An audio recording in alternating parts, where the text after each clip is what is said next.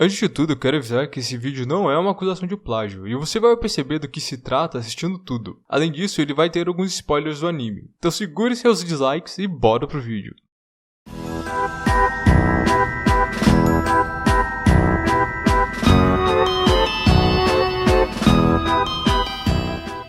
Olá a todos, eu sou o Nobiru e sejam bem-vindos ao Rota 604. Você deve concordar comigo que Shingeki no Kyojin não é lá um dos animes mais comuns que se viu por aí. Eu aposto que se você já estava acostumado a ver animes antes de assistir Attack on Titan pela primeira vez, você teve um certo desconforto com ele. O cenário medieval dele é bem mais realista e menos fantasioso que os de outros. A estética é muito única e o que é mais bizarro de tudo é o design dos titãs, que é uma mistura de monstro com humano que acaba ficando no Vale da Estranheza. Além desses pontos mais gritantes, a gente também tem os conceitos que são mostrados por ele, que até hoje não se vê muitos animes utilizando e se via muito menos ainda na época em que ele foi lançado, como a ideia da humanidade aprisionada dentro de muralhas. Tudo isso, junto com o fato de que o mangá é em sua maior parte muito bem escrito, é o que faz com que a gente goste de Attack on Titan e que a obra se destaque do resto. E a mente por trás disso tudo se chama Hajime Isayama. Mas se eu te disser que boa parte disso é na verdade uma cópia de outras obras? E se eu também te disser que isso faz dele um ótimo autor? Calma aí que eu já te explico. O Isayama se inspirou em muita coisa durante a criação de Shingeki. Os titãs, por exemplo, são inspirados num cara bêbado que ele viu uma vez, que faz muito sentido parando pra pensar, nos arranha-céus de Tóquio e muito provavelmente nas pinturas de Francisco de Goya, um pintor espanhol que comumente retratava gigantes em suas obras e que se assemelham muito aos de Shingeki no Kyojin.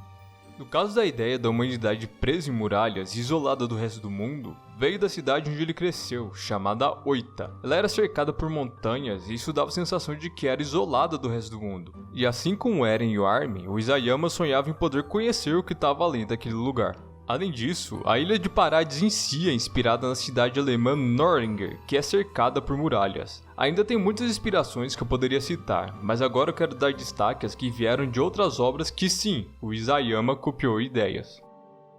A primeira é o mangá Jigoku Sensei Nube, que conta a história de um professor do ensino fundamental conhecido como Nube. Ele possui uma mão super poderosa que ele usa para combater forças sobrenaturais e proteger a cidade e seus alunos. Em um capítulo do mangá, um dos yokais que ele tem que lidar é uma pintura da Mona Lisa que ganhou vida e se tornou um monstro canibal. Esse capítulo foi lido pelo Isayama, que achou o design e a ideia do monstro devorar pessoas bem aterrorizante, e segundo ele próprio, foi disso que ele tirou o conceito original dos titãs. E olha, certos titãs, principalmente os fundadores, lembram demais o design dessa Mona Lisa.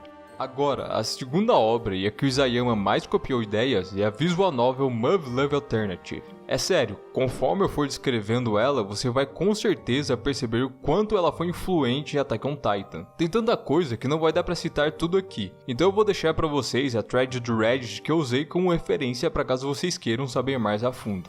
Love Love Alternative é a sequência de Love Love Unlimited. Eles se passam em um mundo que foi invadido por seres alienígenas chamados betas, que se comportam como se fosse uma praga de insetos. E para lutar contra eles, os humanos desenvolveram os mechas, que são robôs gigantes controlados internamente por pessoas. O Alternative começa com Shirogane Takeru, o mesmo protagonista do Unlimited, acordando chorando de um sonho extremamente realista, que na verdade são acontecimentos do jogo anterior e acontecimentos 3 anos depois dele. Ele fica totalmente confuso, mas em um momento ele percebe que na verdade ele está em uma linha do tempo alternativa, porém similar, em que as coisas ainda não ocorreram. Por causa disso, ele tenta e consegue convencer a cientista Yoko Kozuki que ele tem informações que podem salvar a humanidade, e ele passa a ajudar ela em seu projeto chamado Alternative 4. Mas para isso, ele deve se tornar um soldado e entra para um esquadrão formado por ele e 5 garotas jovens. Ah, isso me lembra de um detalhe. O jogo é na verdade como se fosse um dating simulator. Isso mesmo, um simulador de namoro e você tem que escolher a rota de uma dessas 5 garotas.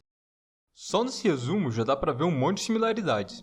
Primeiro, ambas as histórias começam com a humanidade beirando a extinção por causa de criaturas gigantes a massacrando. No caso de Shingeki, o que acreditavam ser a humanidade. Segundo, tanto Eren quanto Takeru acordam chorando de um sonho longo, que na verdade eram memórias de acontecimentos trágicos do futuro. Terceiro, tanto Eren quanto Takeru são tidos como a esperança da humanidade na guerra contra os monstros. O primeiro por ele ser o único aliado capaz de se tornar um titã, e o segundo por ter informações extremamente importantes. Quarto, em ambas as histórias, a humanidade teve que utilizar novas tecnologias para enfrentar criaturas mais fortes do que ele. No caso do Shingeki, o 3DMG, e do Muv Luv Alternative, os Mechas. Quinto, em ambos, jovens se alistam e se tornam aqueles que vão para a guerra contra a grande ameaça.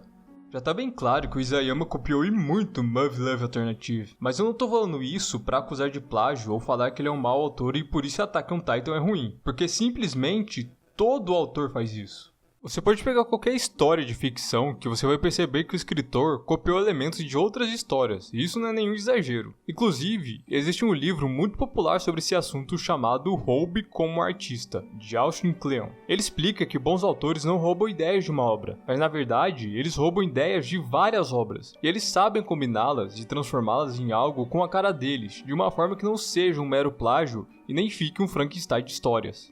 E é por isso que o Isayama não fez nada de errado. Na verdade, ele fez um trabalho muito bem feito, e isso evidencia o quanto ele é criativo. Se você ler, assistir ou jogar todas as obras que eu citei que ele usou de referência, não vai ser a mesma coisa que assistir Shingeki. O que faz Attack on Titan ser Attack on Titan é como tudo isso é usado. Então, o que a gente conclui disso é que o Isayama é gênio e não tem como.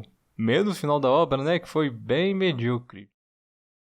Bom, acho que você já entendeu que eu não quis acusar o Isayama de plágio e nem que faltou originalidade para ele, mas mostrar que as ideias da obra simplesmente não brotaram na cabeça dele, e o que torna a obra bem original foi como ele as usou. Shingeki no Kyojin é um dos melhores animes já feito, não importando se ele pegou ideias ou não de outras obras.